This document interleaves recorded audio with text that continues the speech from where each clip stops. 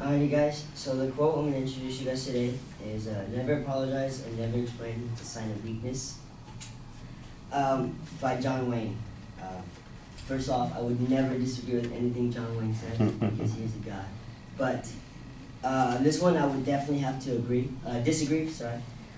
So never apologize and never explain, that's a sign of weakness. I'm going to give 2 examples of why that is not a good way of living. For one, it's going to be through work as well as a relationship with everyone in your life. You know, I work at a job right now called Christian Pits. It's a restaurant in Whittier. It's pretty cool. I work with like a bunch of younger people, and then like it skips a generation, a bunch of older people. And a lot of people in that place, they snap. I'm a host, so like all the servers, if you see them you don't want, they get all mad and booty hurt. And it's like they crazy and they snap at you, like legit yell at you, like you've never even seen before. And you kind of have to like understand that these people are gonna get mad and stuff like that, and they don't apologize. They won't say sorry. They'll just go throughout the whole day, and that's it. You know, I could easily be a child and kind of like play their games, you know, and kind of be a brat back or see them dumb or something like that. But it would be kind of dumb because it doesn't benefit me, you know. Recently, my manager, close friend of mine, unfortunately, we got into an argument about race because of the speech I gave like 2 weeks ago. And we got into this huge argument, and it ended up like blowing up in my face, and we stopped talking for a little bit, and I went to work, and he was being a little high about it. You know, so at work he was like, you know, making me do everything, you know, be sweet, made me do jobs that the busboy was doing, and it was kind of like messed up, you know.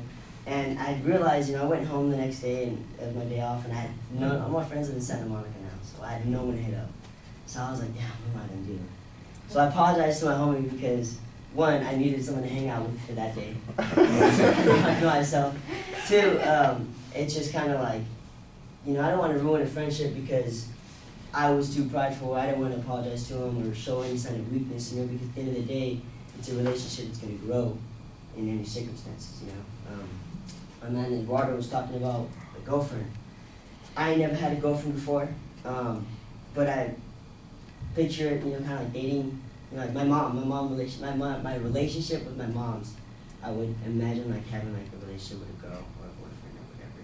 Not in a weird way, but just because, you know, like me and my mom, we fight, we get mad at each other, you know, we throw some shots and stuff like that, and we will kind of like, won't talk, because I'm not the type to fake it. I just won't talk to you for like 2 hours and I'll get over it, you know.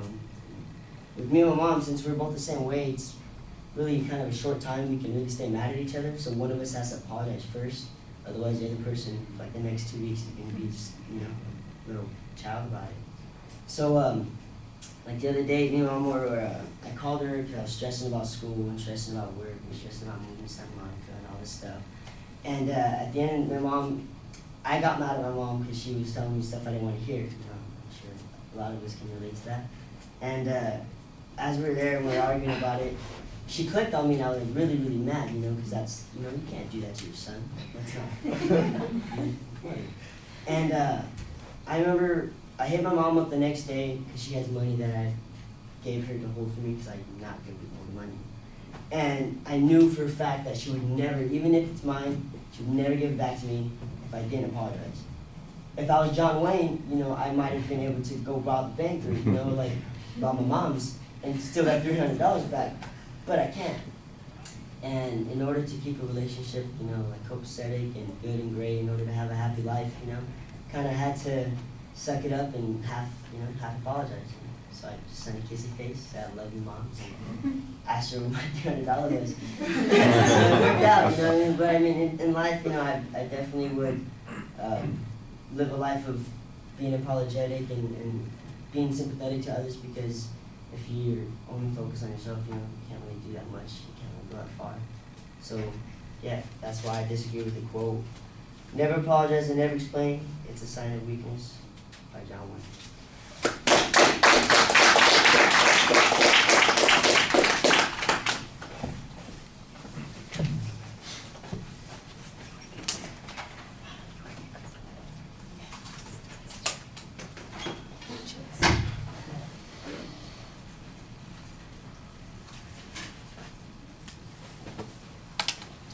All Well, Raymond, you seemed really engaged in the presentation. The weakest spot was kind of at the opening when you used the quote as your attention device. But other than that, I thought that you did a nice job. You had a point of view that you expressed. There was a preview in the speech so that we know where you're going. You actually have 2 examples on the second point that you developed quite a bit. I think you could probably use a little bit more on that first example and perhaps a little detail. And because your friendship, your relationship on the first one and the second point is also a work one, that makes it a little bit harder to distinguish between the first and the second points. But you had examples to talk about in each of those points, and you provided enough detail to make it interesting and for you to be comfortable to talk about. So I think that that's exactly what you want to do. You sounded very naturalistic when you're talking about those kinds of things. And they developed effectively. And at the end of the speech, when you came back to the point that you were trying to make, I think it was easy to see why you felt that way and why you came to the conclusion that you did about the quote. So that part, that's all good. Delivery stuff, most of the things that you do, I think they're a little idiosyncratic. They're unique to you, but they work pretty well. So, for instance, you've got a very expressive face, and you're talking to us, and sometimes you're a little dismissive of the things that you're saying, but you make it obvious that that's kind of the way you feel about it, you know. And I thought that you communicated that pretty well. Your gestures, most of the time they're purposeful. Sometimes they're a little expansive. The only thing that seems like it's maybe a crutch that you go to is you occasionally grab your jacket a little bit, you know, as a point between those things. The other thing that I would point out is maybe a bit of a weakness is you have a tendency to kind of drop your voice as you're going through a point, and you get quieter and quieter and quieter, and then you come up again, and I think this is a transition to another idea, and then it's not a transition to another idea. It's just your voice just dropped out for some reason, and I think you need to be a little bit more consistent. If you're going to drop your voice, do it for a reason. There's not, you know, it's a good technique to use if you've got a purpose for doing it, but I think it's just one of those things where you trail off sometimes, and it's not very deliberate. The gestures are pretty expansive. Like I said, the facial expression's engaged. I appreciated you taking off the hat. I don't know about the man bun thing. You know, I don't know. What are they going to do? Yeah, I know. I understand. I'm just giving you some comment, you know. I got to give you a little bit of crap, right? You know, on those sorts of things. Okay, thank you.